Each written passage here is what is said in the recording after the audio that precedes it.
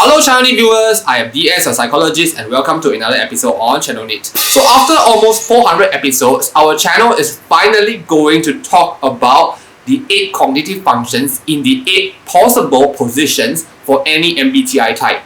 So at our channel, we have been focusing a lot on the first 4 functions for any individual, the dominant, auxiliary, tertiary, and the inferior function.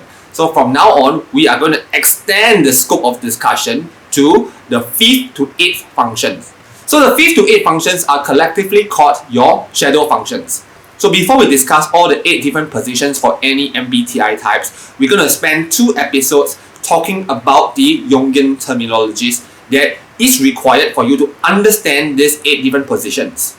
So these 8 different positions for any MBTI types are very closely related to Jungian archetypes. So at our channel, we have actually produced a video on Carl Jung and the concept of archetypes. Here's the link. You may watch it if you have missed it.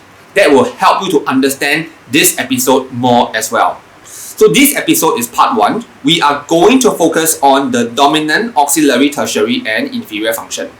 According to the Jungian Typologies, your dominant function is also known as the hero. So as the name suggests, the hero will always come to your rescue at all times. So this is consistent with what we commonly know as the dominant function. So as we go about our everyday life or any time we encounter a problem, this hero will come straight in to help us solve or resolve an issue. However, this hero can be very excessive, which is why we need our second function known as the parent function. One purpose of the parent is to help to balance your dominant function or the hero function. Actually, it is your parent function or your auxiliary function that is supposed to be the one function that you use the best.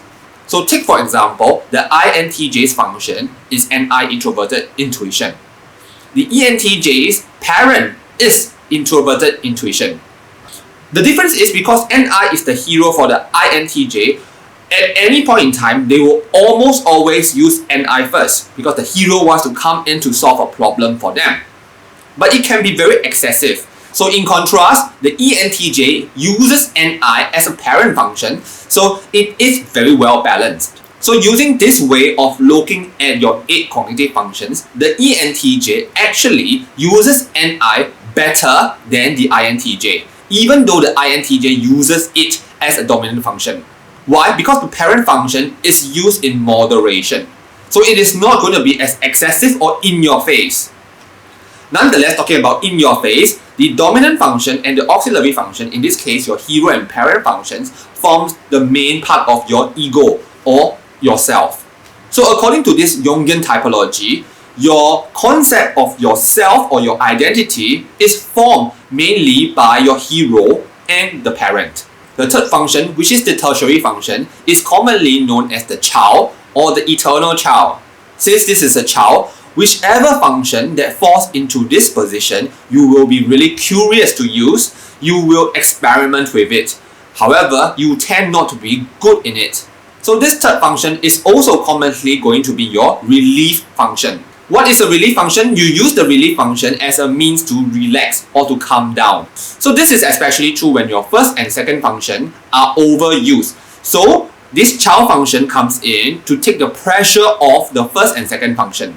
So when you are stressed, you tend not to use this function because you know that you are not able to use this function well. The parent usually takes over.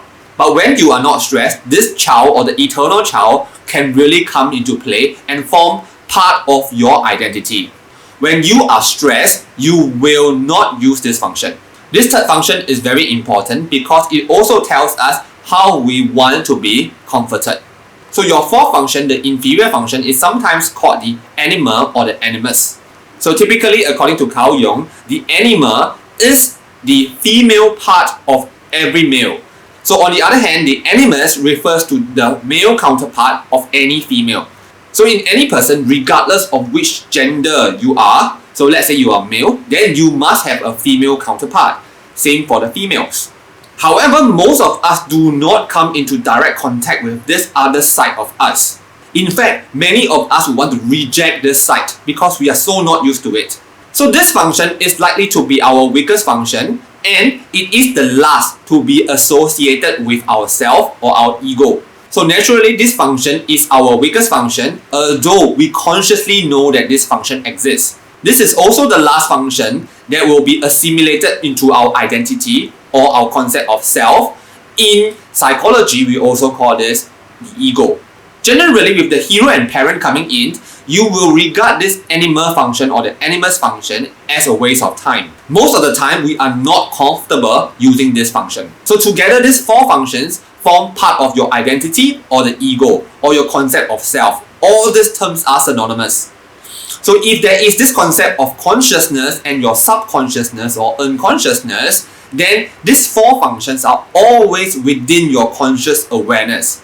So for example, the ENTJ has Fi as the inferior function. We know that we do not like to associate with emotions. It's a conscious understanding. In our next episode, we'll discuss the next four functions, which are the shadow functions, which work in the subconscious or the unconscious. So do watch out for that episode. If you have not subscribed, do consider subscribing so that we can bring you more MBTI and fun stuff. Okay, I'm going to sign off now and see you in our next episode. Bye bye.